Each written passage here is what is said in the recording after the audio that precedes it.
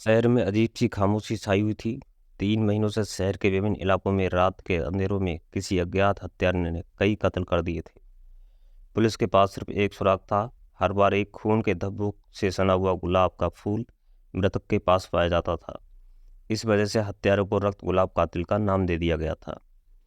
शहर के लोगों के दिलों में डर समा गया था और पुलिस के लिए एक चुनौती बन गई थी। इंस्पेक्टर अजय शर्मा, जो अपनी सूझबूझ और तेज दिमाग के लिए जाने जाते थे, इस मामले की तहकीकात में लगे हुए थे, लेकिन कातिल का कोई सुराग हाथ नहीं लग पा रहा था। रात के 2 बजे का वक्त था। इंस्पेक्टर अजय अपने घर में केस फाइल्स को लेकर बैठे थे। उनकी नींद कई रातों से गायब थी। अचानक उनके मोबाइल में एक मैसेज आया, मैं तुम्हें एक सुराग दूंगा, आना चाहते हो तो शहर के पुराने रेलवे स्टेशन पर आ जाओ, रक्त गुलाब कातिल। अजय को ये पढ़ते ही एक झटका लगा, लेकिन वह चौकन्ने थे। उन्होंने अपनी पिस्टल और टॉर्च उठाई और अकेले ही पुराने रेलवे स्टेशन की ओर चल पड़े।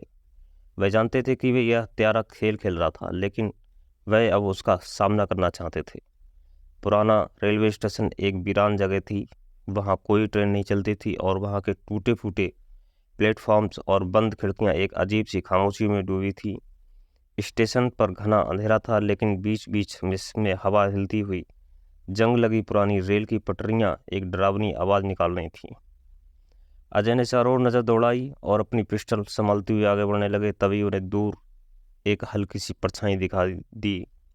वह चौकन्ने होकर धीरे धीरे उस ओर बढ़ने लगे।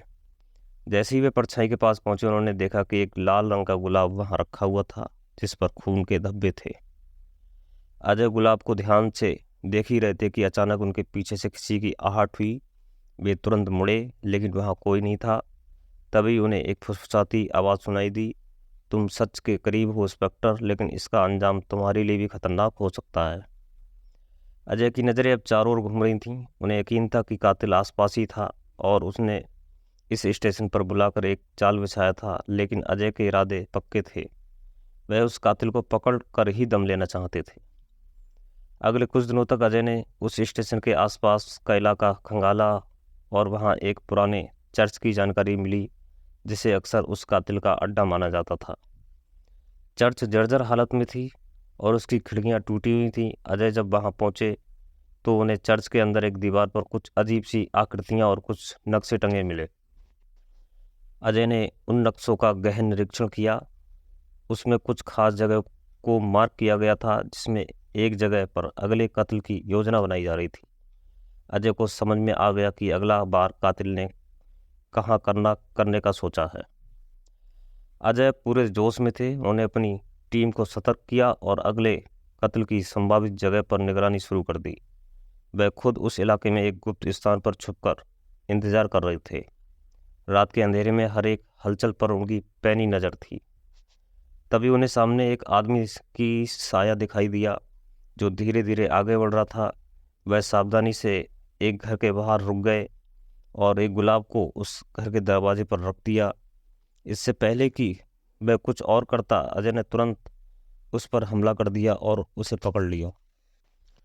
पकड़े जाने पर कातिल ने चौंकते हुए अजय को देखा। तुम्हारा खेल खत्म हो गया, अजय ने कहा। लेकिन वह शख्स मुस्कुरा रहा था। तुम नहीं जानते इंस्पेक्टर, ये सिर्फ शुरुआत है।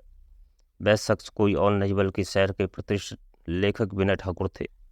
विनय ने कबूल किया कि वे एक मानसिक बीमारी से ग्रसित थे, जो उन्हें कत्ल करने पर मजबूर करती थी। अपने अपराध को छुपाने के लिए वे गुलाब का सहारा लेते थे, ताकि लोग एक रहस्यमयी कातिल के पीछे भागते रहें। विनय ठाकुर को गिरफ्तार कर लिया गया और शहर ने आखिरकार राहत की सांस ली। लेकिन इंस्पेक्टर अजय के दिमाग में एक सवाल हमेशा बना रहा, आखिर इंसानी मन के अंदर ऐसा क्या है जो एक साधारण इंसान को दरिंदा बना देता है।